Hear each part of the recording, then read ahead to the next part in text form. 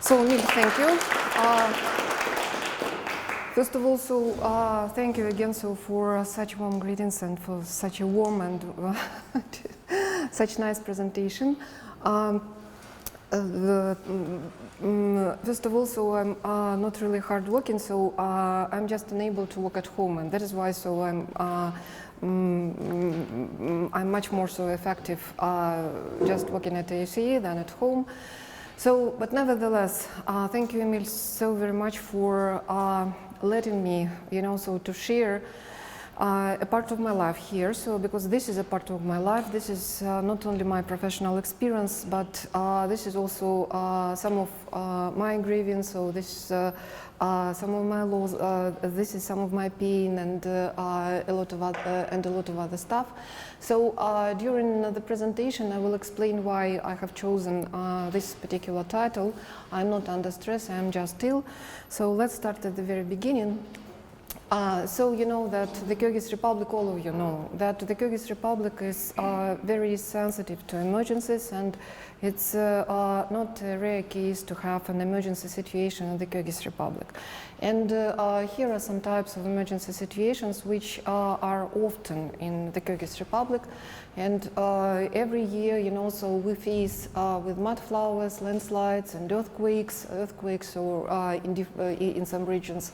And the Kyrgyz Ministry of Emergency Situations developed the detailed algorithms of elimination of consequences of natural disasters.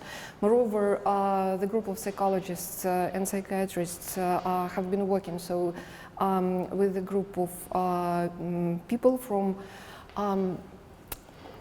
Kyrgyz Ministry of Emergency Situations, and provided several clinical protocol standards how to provide, for example, psychological first aid just after the emergency situation.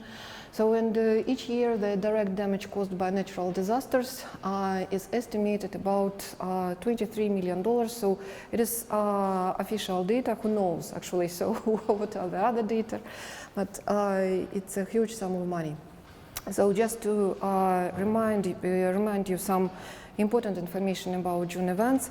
By the way, June events is highly recommended as being June events, so not actually emergency, not emergency, чрезвычайная ситуация, not OSH war, so 3 days war, so as it is considered among OSH citizens, not massacre, so nothing else, and moreover, so it is considered to be politically incorrect and politically and also not very and politically actually very sensitive topic. And if you're talking, for example, about OSH massacre, so you could be considered as not really politically sensitive person. So I remember one very funny situation when I tried to talk about OSH events. And I tried also to rely to OSH events in order to explain another sensitive topic for our Kyrgyz Republic. So it's so-called Killing syndrome. And when I was talking about OSH massacre, so one of my colleagues just stopped me and told me that this is completely inappropriate, and moreover, so it's just politically incorrect. Please stop doing this.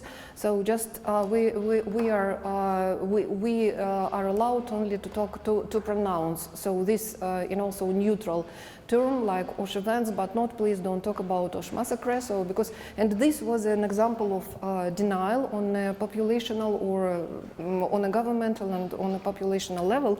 Moreover, so my colleague is a psychiatrist, and she was also involved, in working with affected population during OSH events, just after OSH events actually. So you remember those 3 bloody days of June 2010, and there is unofficial statistics about those OSH events, and also unofficial statistics. And according to our official statistics, so there were there were about 1,000 victims killed, 1,000 people killed, and only 3 reported cases of rape. So unofficial statistics actually so is completely different, and according to unofficial statistics, so the victims, direct victims, so are much more, the number of direct victims so is much more than 2,000.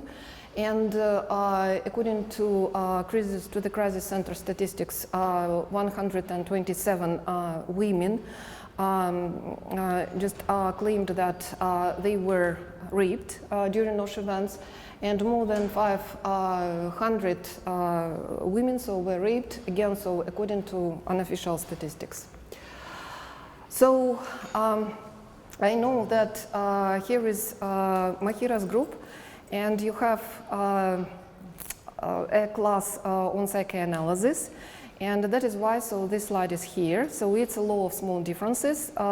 It's the law of narcissism of minor differences, of small differences, and this particular law so is a kind of, you know, so my favorite explanation of one of the causes of one of the factors which led to this interethnic tension between Uzbeks and Uzbek and Kyrgyz people.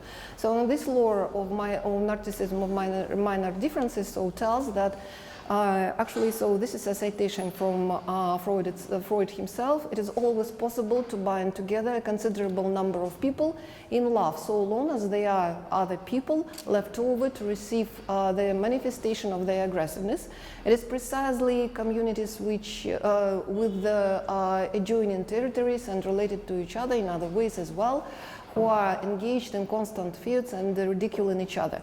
For example, Germans and South Germans, the English and the Scotch, and so on. I gave this phenomenon the name of the narcissism of minor differences, and we can now see that it is a convenient and relatively harmless satisfaction of the inclination of aggression, by means of which cohesion between the members of the community is made easier. So this is a brilliant citation, and it is also a brilliant explanation of why, you know, so it's so powerful to be friends, you know, so, and to have a common enemy. So it's just in usual language, против кого девочки дружим. So, but at the same time, so this another phenomenon, so which is the derivative from this law of narcissism of minor differences is actually the phenomenon of relative personal deprivation, or in just the usual term as jealousy. And it's much more, you know, so convenient, and it's much more easier to be jealous towards a person whom you are quite close with. For example, so it's much more easier to be jealous to your classmate, but it's much more so difficult to be jealous, for example, towards a person of your own age who has already won the gold medal, for example, in Olympiad, if you don't know him. So the closer you are, so they're more possible actually, so is this tendency, you know, to hate each other. And there are a lot of clinical examples of this particular law, of how actually so this law works. For example, so sibling jealousy, which is now included in ICD-10, is one of these examples. So the jealousy which occurs between two siblings, so one elder sibling and one younger sibling. So especially so older sibling might hate so the younger sibling because of because now so he or she so is not the youngest so family member. Okay. So since 2010, I have been working with mental health professionals in Osh Oblast Center of Mental Health, and I am still going there. Each year, every year, so at least once. And a lot of clinical interviews have already been conducted with newcomers, let's say, so they are patients. And also, we have already investigated so a lot of cases with the symptoms dynamics. And we have been witnessing, you know, so how actually so symptoms of traumatic stress so have been changed through time. And you know, so the same. By the way, It's not a research, and it's again so a part of my life. And being there, so due to my, it's my duty. So due to my professional obligations, so I have to conduct a lot of clinical interviews, and I have to be a advisor, a supervisor, so of my colleagues from mental health hospital. And at the same time, so we have an outcomes from the research which was initiated by WHO for fundraising purposes. And due to this, according to this particular research, it was for fundraising purposes, and also their group of investigators, so the group of researchers, had to provide a survey so for more than 2,000 participants, and some of them actually so demonstrated some symptoms, several symptoms of acute stress disorder, because still, you know, so it was acute stress disorder just after OSH events, and some of them didn't. And after the project, you know, so was over, and it was at the very beginning of September, so we found out some part of this sample. So, and those non-patients agreed, you know, so to participate and to be our examinees. So during long-term research, and we were dreaming, you know, so that probably all of them so were under stress conditions, all of them so were witnessing, you know, so these bloody OSH events, and we were dreaming that probably so with the help of those people we would be able to understand actually so what are the consequences so for their future life, what are the consequences, you know, so for their children, and so on and so forth. So not all our goals, not all our aims were fulfilled, but some of the findings I'm going to present right now. So the same sample of participants, and they are non-patients, actually so were repeatedly, and it was were repeatedly measured. So, and we used several instruments, and these are self-questionnaires, and I will talk about self-questionnaires, about pros and cons of self-questionnaires a little bit later. So we used Mississippi scale, and we carefully translated it from Kyrgyz and from Russian into Kyrgyz and in Uzbek, and vice versa. So the procedure of back-to-back translation was provided, and also we found we standardized it and found a sufficient, you know, so values of Cronbach's alpha coefficient, and we did so all the necessary procedures.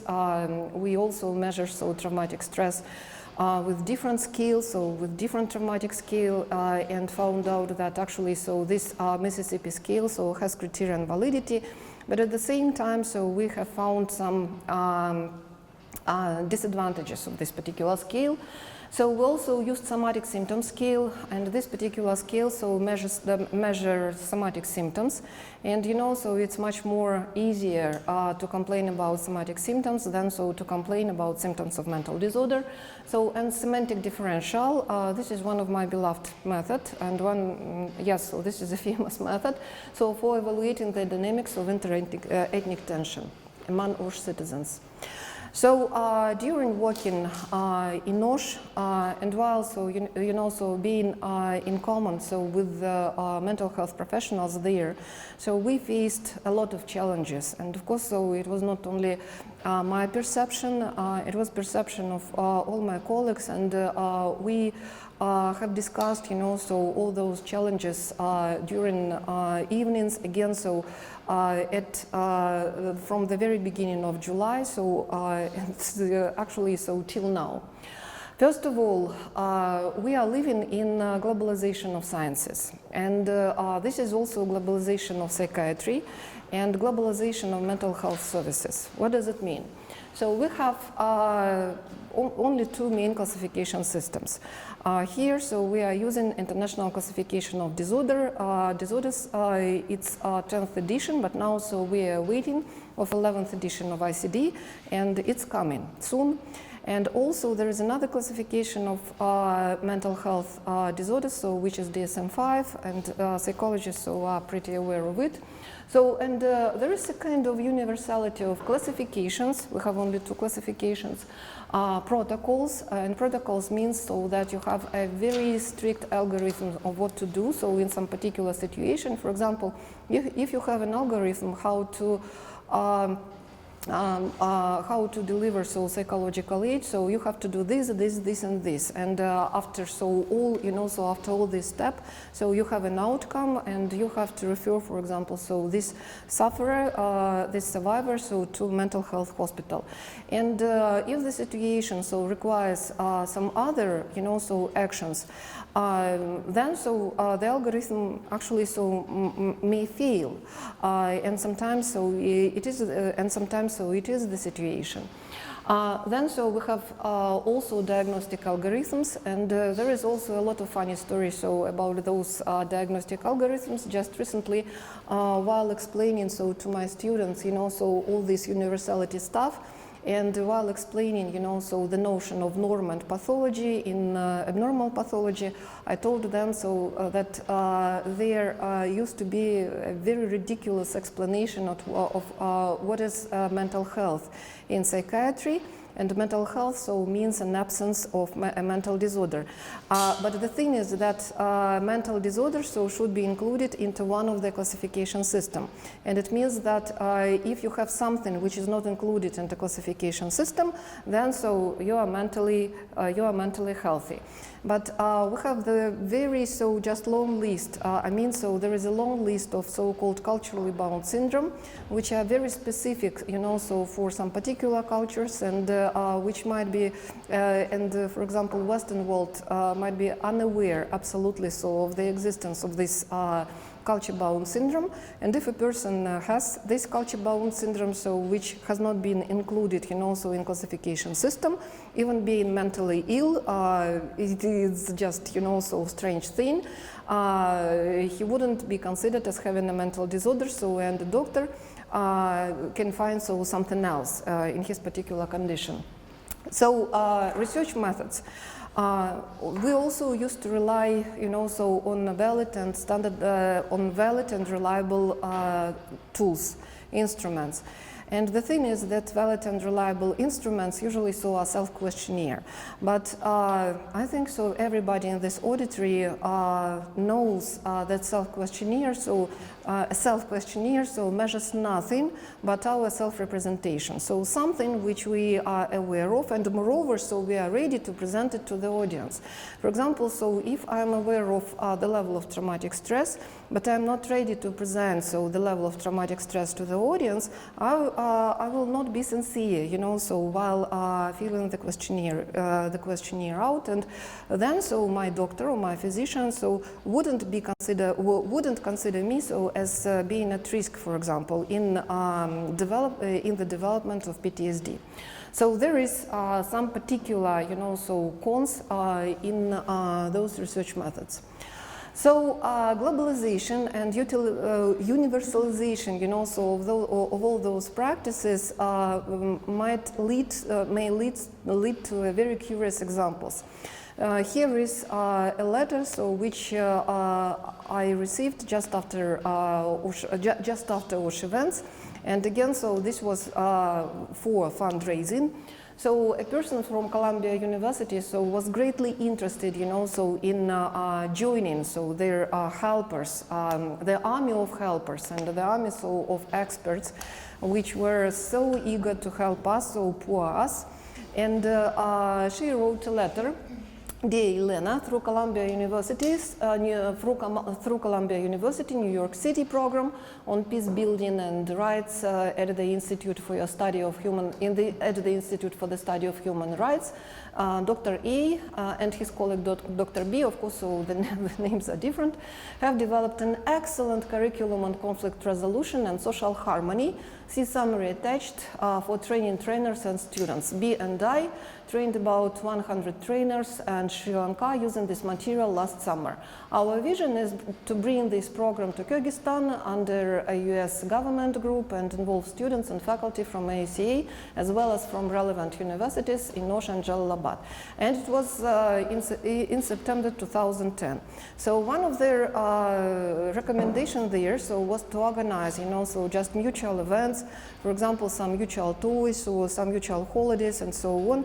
And all of us still remember, so this international houses period when just artificially, people from Osh and from Jalalabad were reinforced by new apartments, and those who decided, so those brides and those grooms who decided to marry each other, so and those international marriages, and these were international marriages, for example, so bride was Kyrgyz and groom was Uzbek, so they were reinforced by our government with not a huge, but with a decent sum of money, and both, those young people became so just labeled, stigmatized, and also those who were living in so-called international houses not were stigmatized, but actually so they also suffered.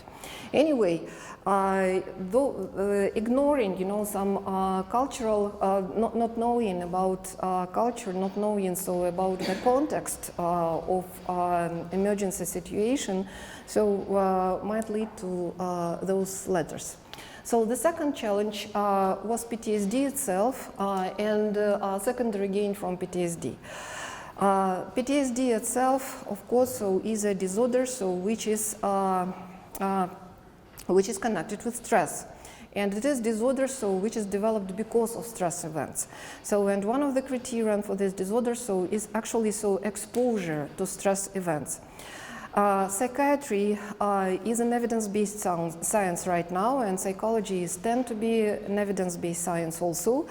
But the thing is that there are some fashion for some particular disorders. For example, during our period of time, there is a fashion to have bipolar affective disorder, and not to have schizophrenia,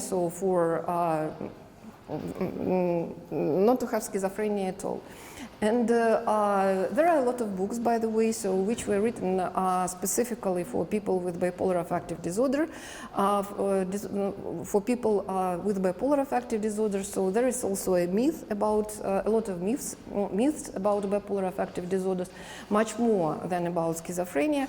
Anyway, now we see a patient with the symptoms of schizophrenia who is absolutely sure that he or she has a bipolar affective disorder. And moreover, she would like or he would like to have bipolar affective disorder. And another fashionable diagnosis is high functioning Asperger's syndrome. So for today, because high functioning itself, it's a kind of modern trend, and high functioning is a kind of pleasurable probably term.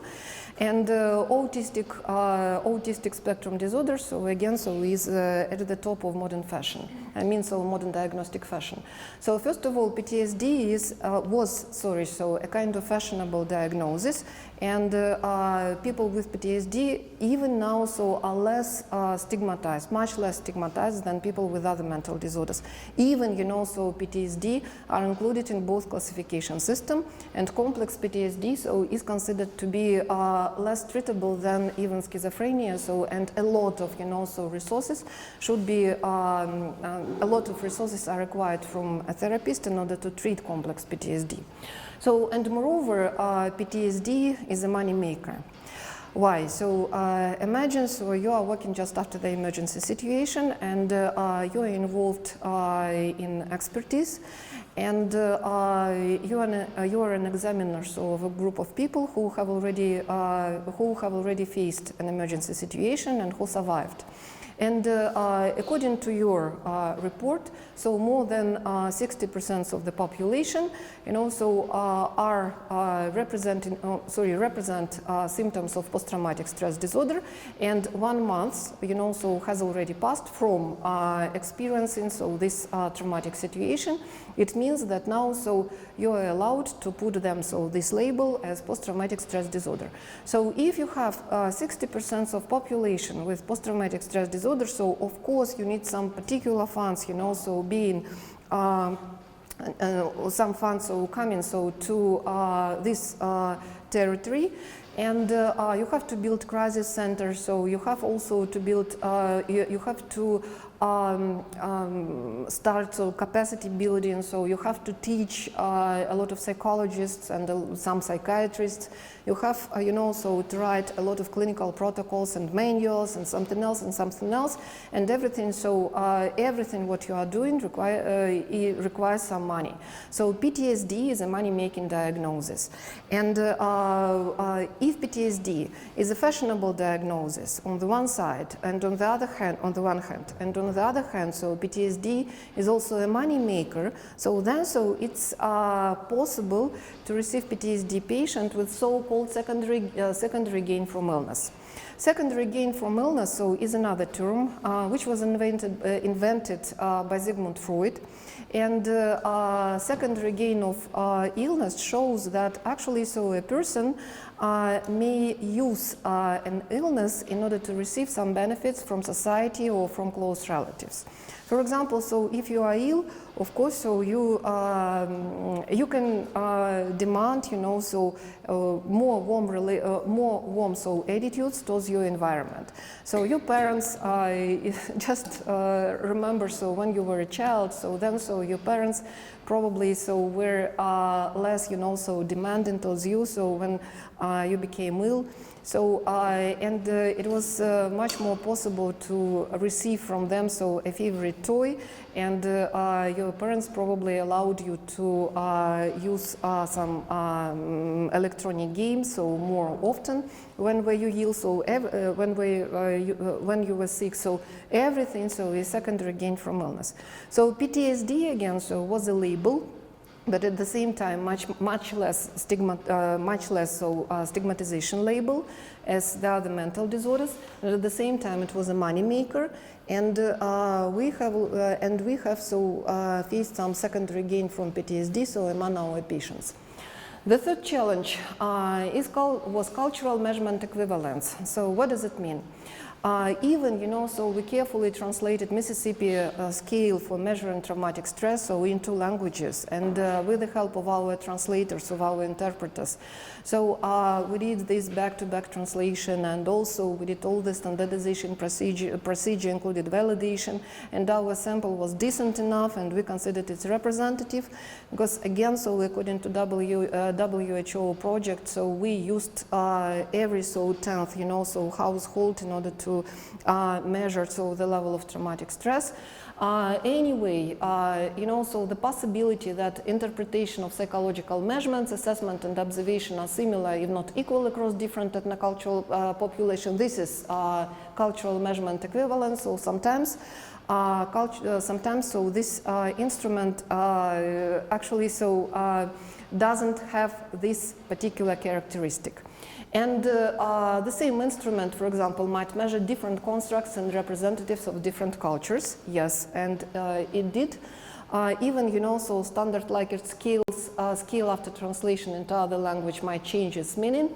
And psychometric instruments measure a few dimensions of multidimensional constructs. So this is also true.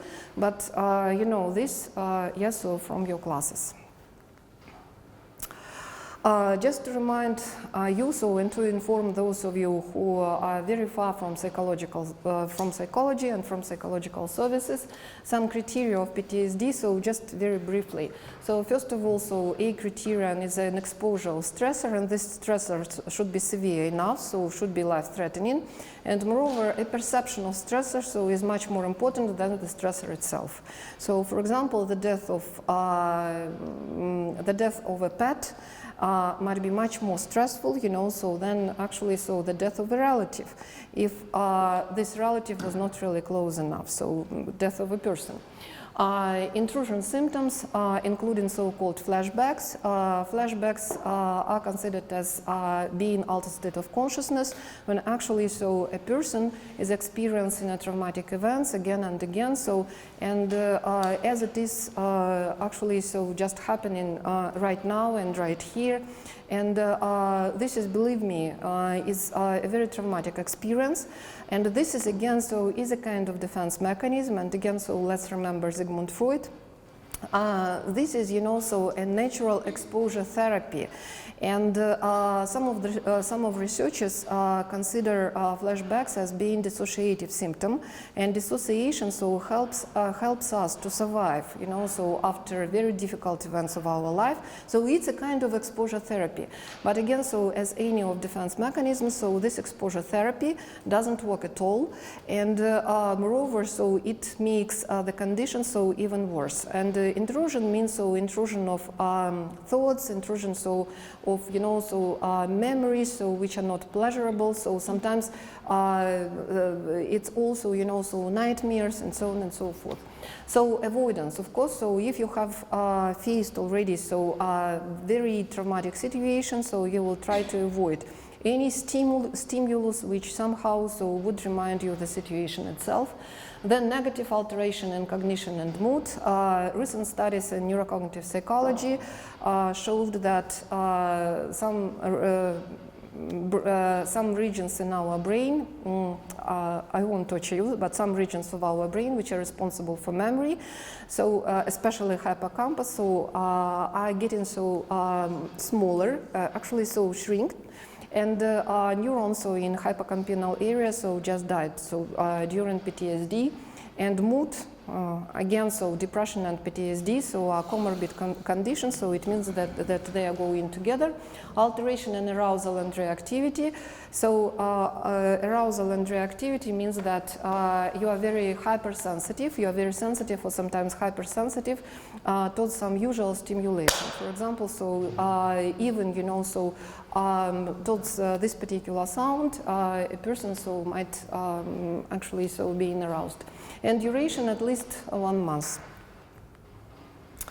So here is a kind of, normal curve. Here is our sample, 2,070 people. And decent Cronbach's alpha coefficient, number of items. But anyway, here is a case study of a person who didn't demonstrate some particular symptoms of PTSD, and even, after completing Mississippi scale, his score of Mississippi scale was very close to normal. And if you would allow me, I will read his case for you. So in Osh, which at that time was a town under curfew due to unrest, an 18-year-old man left his home to visit his friend's house with the permission of his mother. Not far from his house, 3 masked men stopped him and threatened with a knife. He later told us that he was lost and did not know what to do, so he started to pray out loud in despair. The thugs went away, leaving the boy unharmed. When he returned home, he realized that he was so frightened that it caused incontinence and his trousers were wet. Unable to cope with the shame, such behavior was unworthy of a true man. He tried to hang himself in a barn, but his mother intervened in time. The boy told his parents about the attack, but did not mention the actual cause of his suicidal attempt. The following week, he lost his appetite, drank up to 8 liters of fluid, deliberately refrained from urinating, was unable to sleep, shuddered from loud noises, and refused to leave the house, even though the streets of Osh were safe enough at that time. The ritual of Jurokituru, so lifting the heart, a ritual aimed at reducing anxiety, carried out by a local healer, had no effect. At the time of medical assessment, the boy weighed about 50 kilos, being about 6 feet tall. So the boy's mother, a mental health nurse, decided to seek help from her psychiatrist colleagues. During the assessment, the young man declared that during the fight he acted like a coward and he had done something that you cannot tell anyone, and that he turned into a smelly animal. He mentioned that he is now training physically to make sure that it does not happen again. He asked the assessor not to tell his parents, especially his father, who will lose respect towards him. So this is an awful case. But the thing is that after completing Mississippi scale, so all, so it's a traumatic behavior, absolutely. So moreover, due to, so pain in his gastrum, so he actually asked to even to conduct an operation, even to conduct a procedure. But his mother, before that, his mother, had asked a psychiatrist for help. So, thanks universe. Anyway, so after completing, Mississippi scale, actually, the results were surprisingly, lower and low. And their symptoms of post-traumatic stress disorder, as very, visible here, in this particular case, were not recognizable, using this self-inventory. So the fourth challenge actually went to international projects. So the thing is that intensity of activities among not only mental health professionals, among social workers, and it occurred that we had an army of social workers. And I didn't know about this, about the social workers which exist in Kyrgyzstan. And actually, there is an army of social workers which exist in Kyrgyzstan. So the intensity of activities usually correlate with sponsors' financial aid. So it means no money, no activities, okay? So if someone is eager to support you, then the work will go on. If there is no support, the work will stop. Then there was a lot of short-term project up to 2 years, and as it was declared, again by people from WHO, and I respect people from WHO, so they told that actually 2 years are considered as a period after the emergency, especially after humanitarian crisis, which we have survived. But after 2 years, the situation is considered to be safe no matter what. Even it is not safe, even interethnic tension is still high, but no matter what, the situation is considered as being safe, and the international organization just leaving the territory, and actually the projects are now under the roof of our either Ministry of Education or Ministry of Health, and how our ministries usually work. Then there is a question, who will work with traumatic people after all the projects are over? And this is the question which actually is relevant even now. I love Anthony Marcella, who are writing a lot about cultural psychiatry and cultural psychology, and also anthropological psychiatry and anthropological psychology.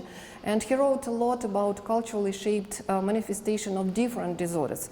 And he also, this is a citation from him, and he wrote about so-called tyranny of experts. Everybody knows everything about your country, everybody, as it is, because it is equal.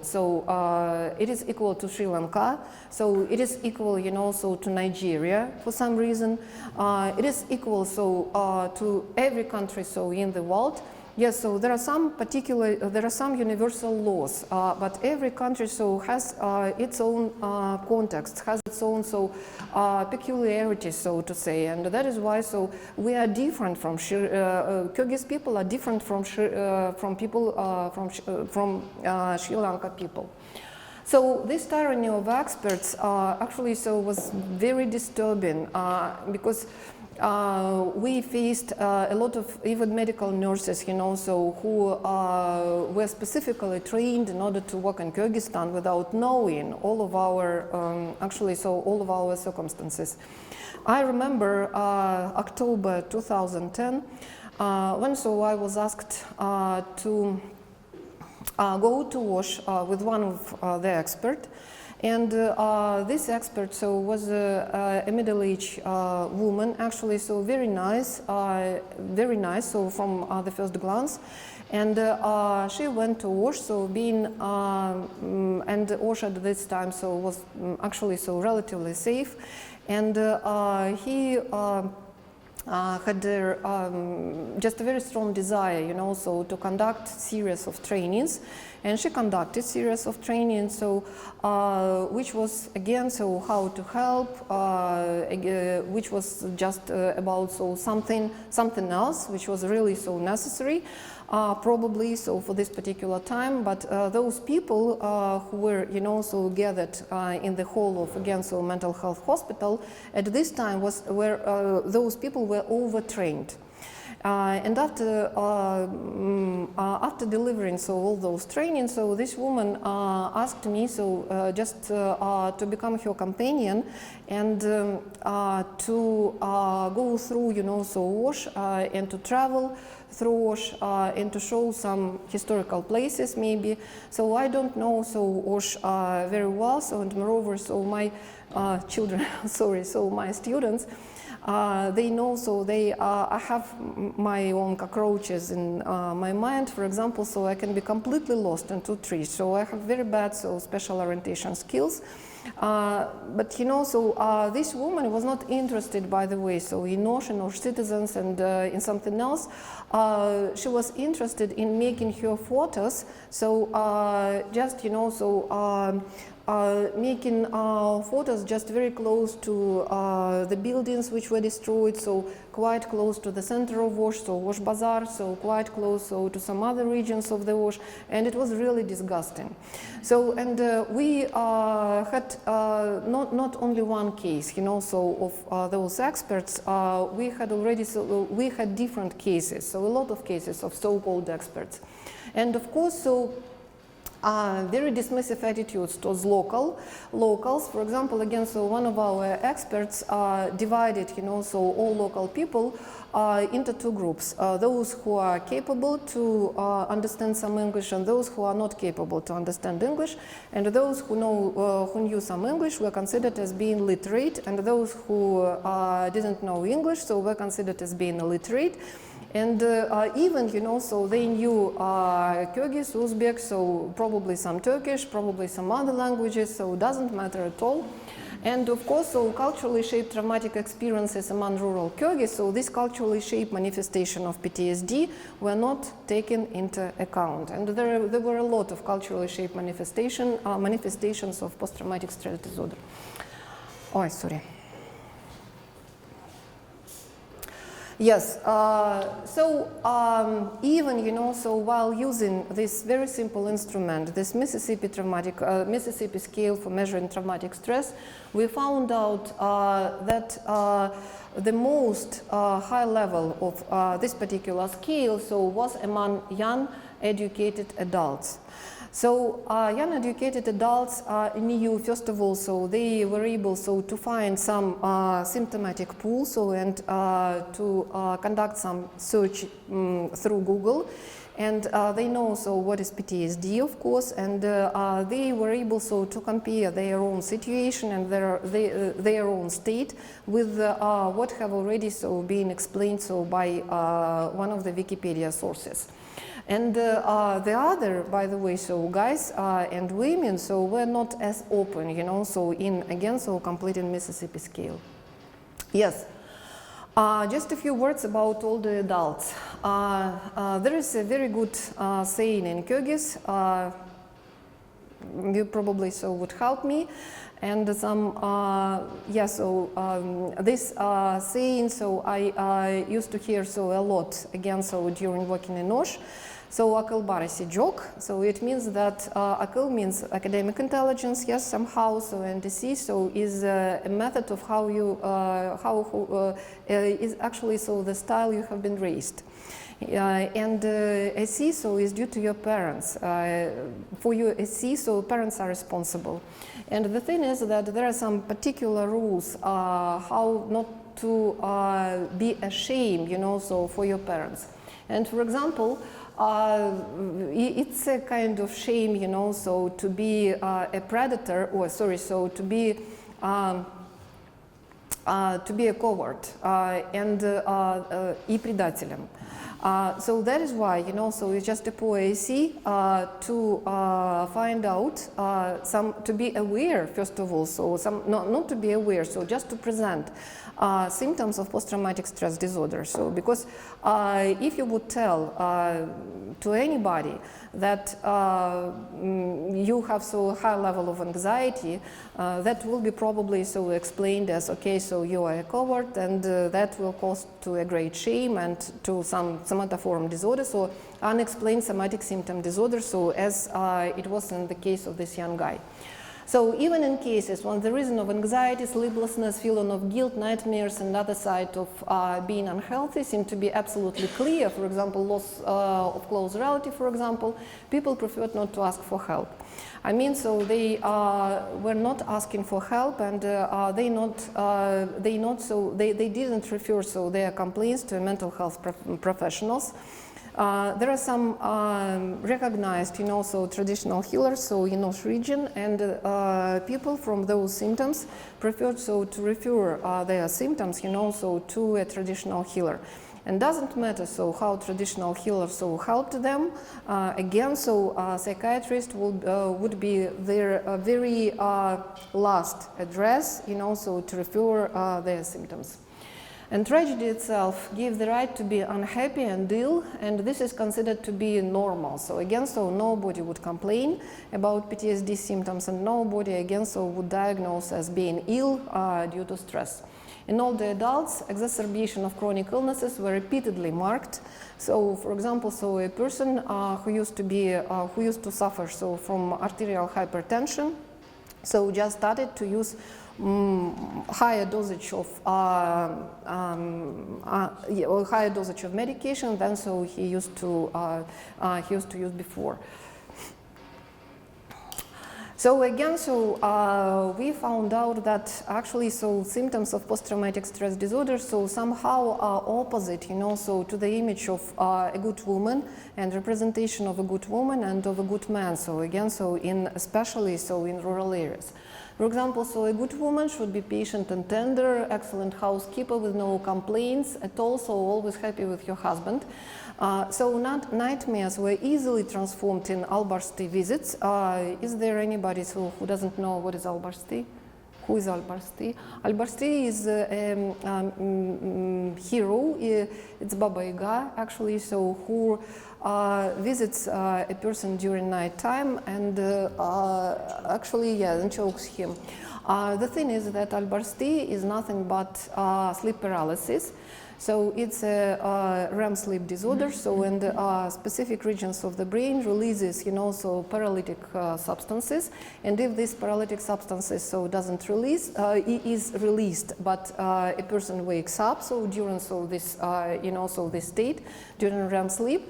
So actually, so he usually he or she so usually experiences some different somatic symptoms, like, you know, so choking, so difficulty to breathe, and something else. So this is sleep paralysis, and due to cultural cultural beliefs, due to cultural tales and rituals and some other stuff.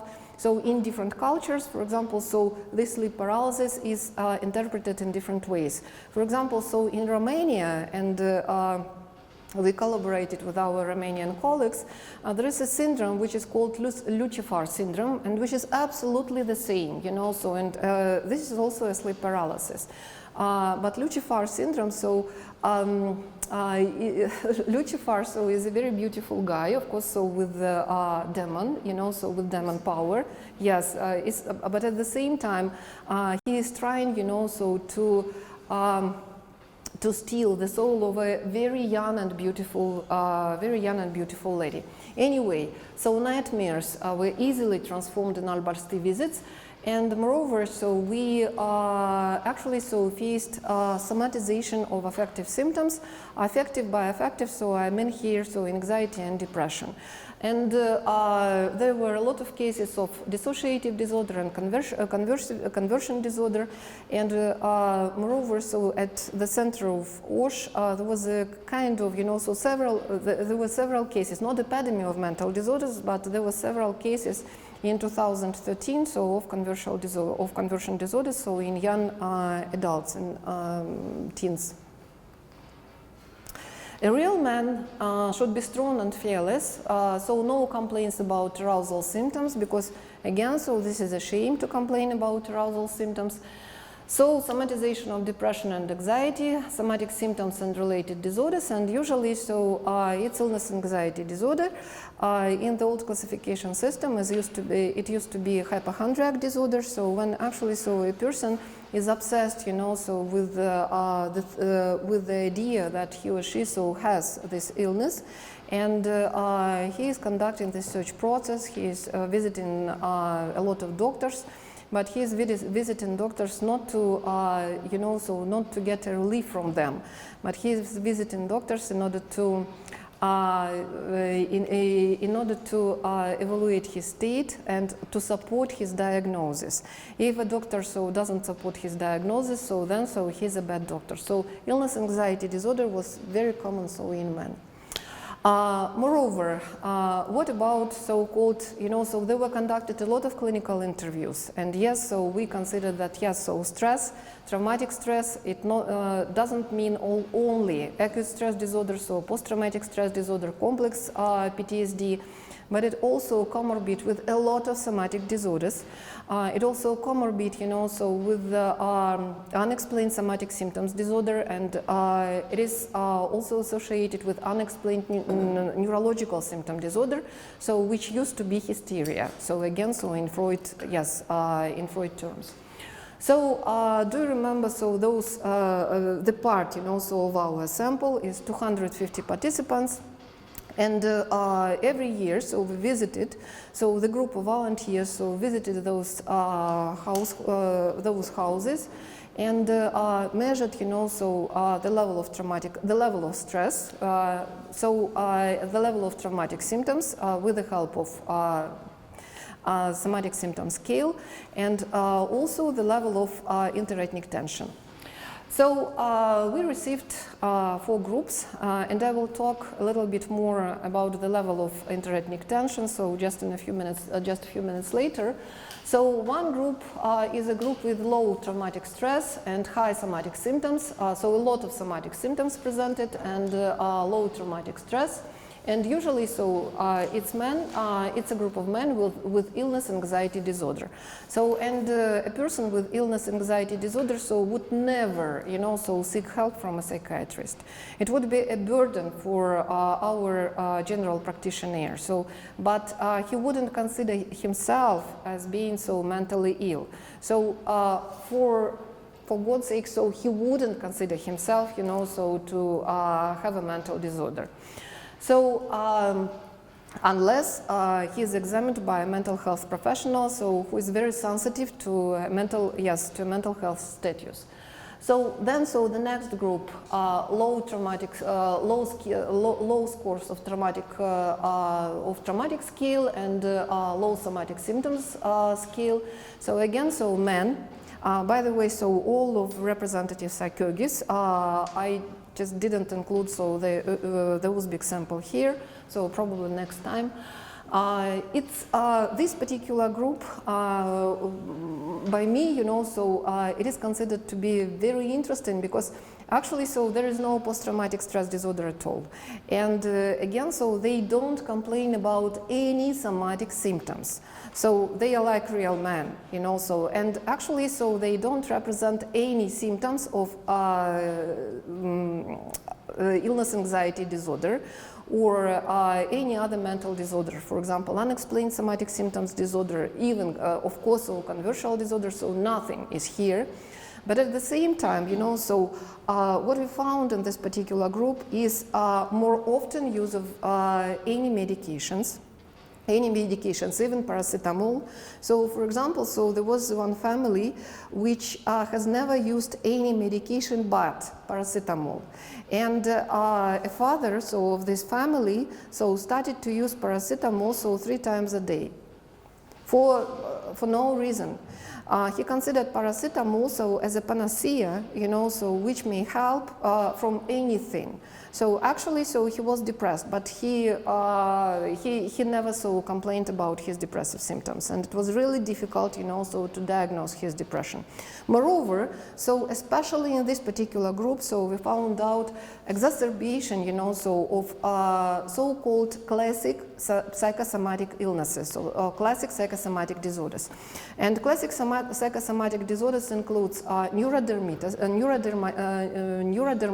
dermatitis, so some vascular disorders, some cardiovascular disorders, for example, so high arterial hypertension in women, and ischemic heart disorder, so in men, so no complaints about somatic symptoms, but a lot of psychosomatic, so psychosomatic just luggage, so just behind your back. So several of them, by the way, so died during this period, so of 9 years. So one of them died from just unfortunately, so, and it was unexpected death at all. So he died from heart attack. And after that, so again, so when we visited, so the same household, so his wife told us that he died from myocardial infarction, being absolutely healthy. So in this particular group, so a lot of psychosomatic stuff, so was found out, and gastric ulcer, for example, so also was found out in this group. So even, such rare disorders, so as ulcerous colitis, so also was found in this group. So those group of, so real citizens, real men, so who didn't complain about their symptoms, who didn't represent so their symptoms of post-traumatic stress disorder, so occurred to be the most vulnerable to classic psychosomatic disorders. So high level of traumatic stress and low somatic symptom scale, so men with the post-traumatic stress disorder, and this is the largest group, so high traumatic scale and high somatic symptoms. Women, but post-traumatic stress disorder, so with the prevalence of dissociation symptoms. Dissociation, again, so in the majority, so of cases means that there is a dissociation between a mind, so and between a body. Also, a lot of cases, so of unexplained neurological symptoms were there, and of course, so a secondary gain from the label. During one of our visits, so we actually saw one person, so from this particular group, who was diagnosed as having post-traumatic stress disorder. So, and he has so this pocket of documents, medical documents, and he actually so claimed, so to receive a pension because he received an invalidity, so disability, a degree of disability due to her post-traumatic stress disorder. So government actually so had to pay her so due to post-traumatic stress disorder. So post-traumatic stress disorder so used to be so just after June events, but PTSD now, so in her case, is just a label with the help of which so she is able to manipulate, so her environment. So I will skip this slide. I'm not happy with it. So actually, again, so it's due to I tried to use psychoanalysis, so somehow we have a kind of iceberg, so it's measurable. We have something so which is measurable. For example, all obvious dissociative and somatic symptoms and measurable level of traumatic stress. And under the water, so is not non-measurable level of individual traumatic stress and non-measurable level of social stress. So the consequences, so of stressful events, of stressful massacre, of bloody massacre, so in June 2010 are still there. And actually, so post-traumatic stress disorder, so is not only the disorder, so which is connected with stress. Somatic disorders are also connected with stress. Somatic symptoms disorder is also connected with stress. Dissociative disorders are also connected with stress. So, unexplained neurological symptoms are also connected with stress. And also, everything is connected with everything is connected with this particular June event. So somehow. And what about kids? Just 2 years ago, we decided to to find out whether there were some differences, so in the mental health and in the physical health of kids. The thing is that we were not able to examine the kids of the same households. But at the same time, so cardiologists actually approached us with the idea, so to examine the status of cardiovascular system in those kids who were witnesses of traumatic events in OSH. And to compare, physiological status of cardiovascular system of those kids who witnessed OSH events with the status of cardiovascular system. So in those kids who were just secondary witnesses, so for example, who learn about the events through their parents or who watched TV, or some because. All of Kyrgyz citizens have been affected were affected during those events. So what cardiologists actually did? So they study physiological indicators of traumatic stress for those who in 2010 were of 9-11 years old. And again, so in 2018, were respectively 19, 21 years old. So they choose 50 participants just randomly, and 50 young Kyrgyz and 50 young Uzbek men, witnesses of OSH events in 2010, and of course, so they have their control groups. And they use this particular instrument. I don't know the whole cardiological terminology, and they were talking about augmentation index. They were talking about age of cardiovascular system, but age of cardiovascular system is completely understandable. So it's how old is your cardiovascular system, and also the resistance of arteries also is understandable. So they used this particular guy, this particular technical tool, in order to measure several dimensions, and one of them was the level of stress which cardiovascular system experiences day to day, so every day. And they found out that, so this research was conducted as a part of cardiological examination in Osh State University, of course. So one of the participants of the research group, one of the colleagues, cardiologists, which was in this research group, carefully explained, what is informed consent and so on and so forth. But unfortunately, he explained it in Russian, not in Kyrgyz, but all the participants were able to understand Russian. And there are some results, and the results, they received were kind of scary. So the thing was that there was found a statistically significant moderate positive correlation between the scores of augmentation index and vascular age. So there was a significant negative correlation between vascular age and stress response. So the more is stress response, the more is vascular age. And moreover, one of the results was again there was no significant differences found between Kyrgyz and Uzbek youngsters in our sample. So which again, probably is which is a good result. And nevertheless, both vascular age and augmentation index in those who witnessed TOSH events were significantly higher than in those who were outside from motion in 2010.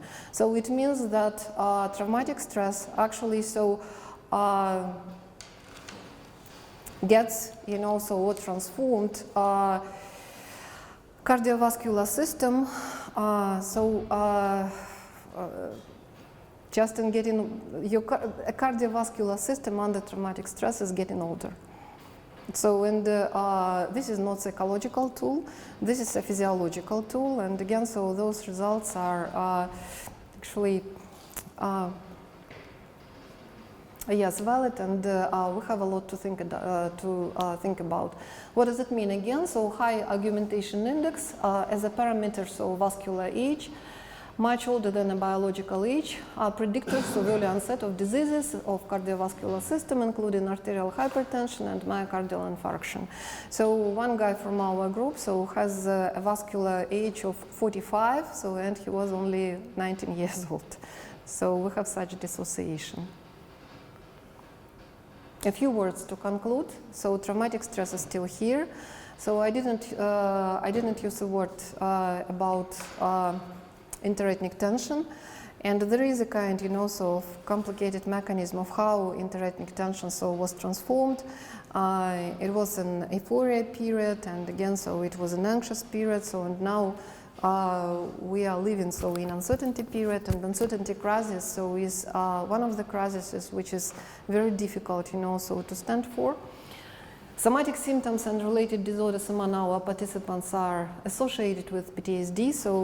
And one of the conclusions, of this research, which is not over, because we are going to, again, to study more, and we have some results which have not been analyzed yet, and we will try, to examine those guys, who. Anyway, we have a lot, our research group just has a lot in mind. It is a little bit difficult because, of course, this particular project is not funded. It was funded at the very beginning, as WHO project. In order to attract some money to OSH and to Jalalabad. Thanks for WHO, some crisis centers were established there.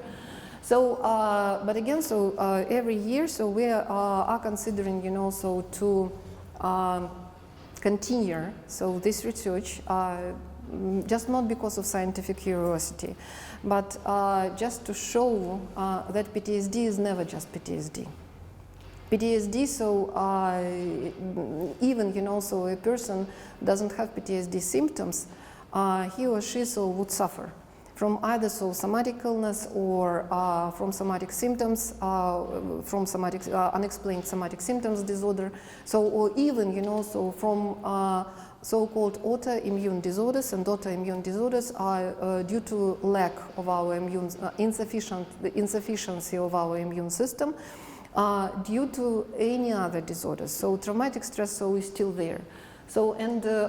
Patients with unexplained neurological symptoms disorder, which and this particular disorder, previously known as conversual hysteria, during Freud's times, is very much stigmatized, among even mental health professionals. And even now, you can hear, oh, okay, he is just, or she is, she is just hysterichka. This means that this is not serious at all. This is just, something which this person just makes up. And actually, this is not an illness. This is just a feature of his or her character.